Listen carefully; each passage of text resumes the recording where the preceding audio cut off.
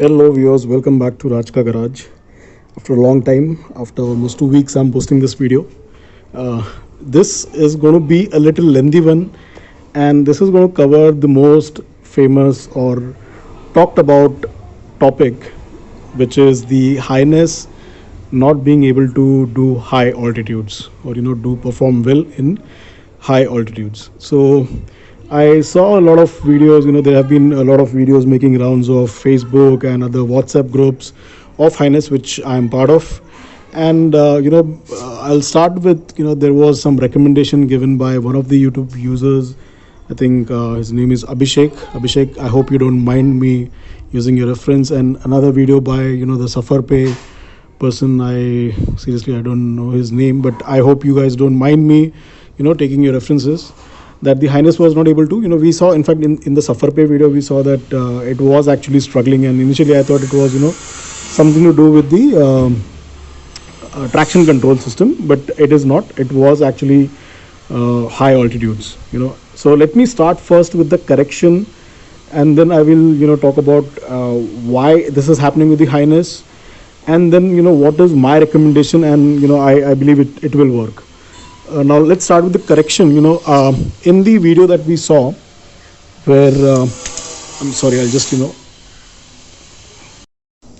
okay. So let me start with the correction first.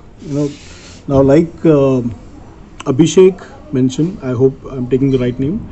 The service center guy, whichever he spoke with, asked him to remove this particular socket, which I'm pointing the screwdriver at now. This particular socket was asked to be removed that will take care of the combustion. Now let me make the correction that this socket is a bank angle sensor socket. It has nothing to do with the combustion system of the bike. Okay, what a bank angle sensor is, this is kind of a immobilizer in your bike, which cuts off the engine if the bike is it is falling, or rather if it is more than 55 degrees plus minus 5 degrees, the engine gets automatically cut off. And this is kind of a safety feature, wherein if the bike falls, nothing should happen to the fuel system, or because of the fuel if the engine is running in. Okay, so that's kind of a safety function, which is kind of an immobilizer. So this bank angle sensor has nothing to do with the sensor of the throttle bodies, or it has nothing to do with the combustion.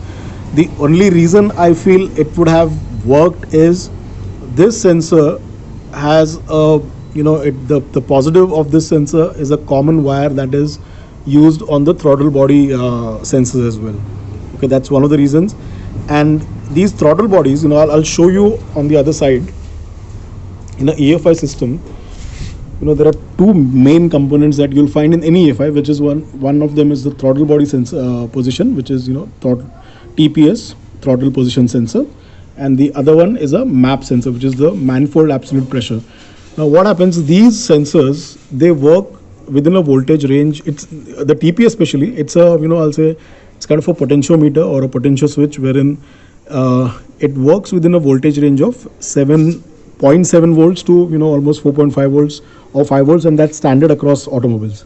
So it's not just the highness, this is standard across automobiles. And the way it works, the more you twist the accelerator, the throttle position sensor will increase the voltage. It will send the input to the ECM, and as per the increased voltage, the ECM will direct the fuel injection system to inject more fuel. That's how it works. It also takes the calculations from the MAP sensor, which is your manifold absolute pressure sensor. It understands how much quantity of air, what is the air density in the manifold. This particular thing is the manifold. So these are the inputs that are given to the ECM, and as per the calculation, the combustion happens. That's standard across any automobile. I'll not say just a two-wheeler or a bike. It is standard across any EFI system. Now, because like I said, the range that these things operate is a very small window of 0.7 to 4.55 volts. Because of removing this socket, as it is on a common line, it's on a VCC, electronics and electrical people would know what VCC is. It's kind of a common collector for the voltage, and a common line, I'll say. that extra bit of voltage, which is actually getting consumed in this resistor of the sensor, it is going to the, it is being used or consumed by the TPS, and then the TPS is cheating the fuel injection system or the ECM, so, to inject more fuel. But I'll say it will not be an appropriate fuel injection. It will be kind of a, depending on the kind of spike it is getting. It will not be, calculated spike. It will be completely spike based, and which may have impact on fuel economy, etc., your combustion, etc. So that this particular sensor has nothing to do with your combustion system. It is only the common line that is being used. It has or might have worked.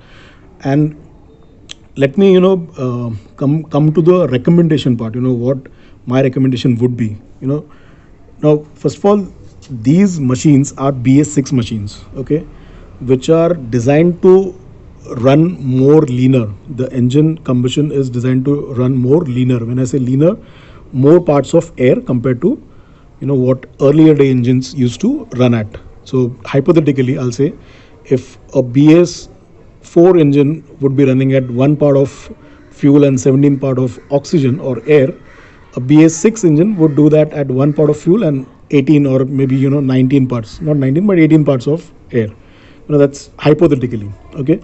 Now what you should do to take care of this? So technically I'll say the engine is starving, the sensors are starving for air, what is the air input.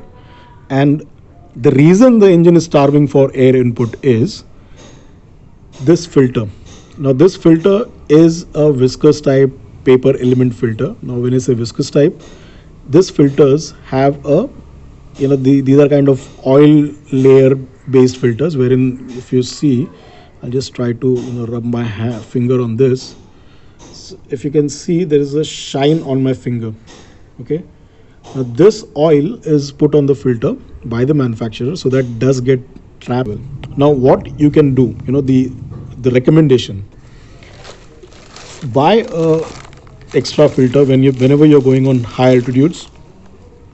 This filter will cost you only 158 rupees, okay. Take an extra filter when you want to do a Ladakh trip. Wash the filter with some good detergent.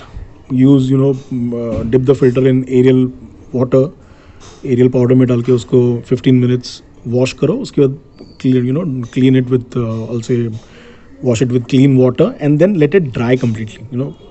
Dry it out. धूप में रखो. Do it whatever way you want to.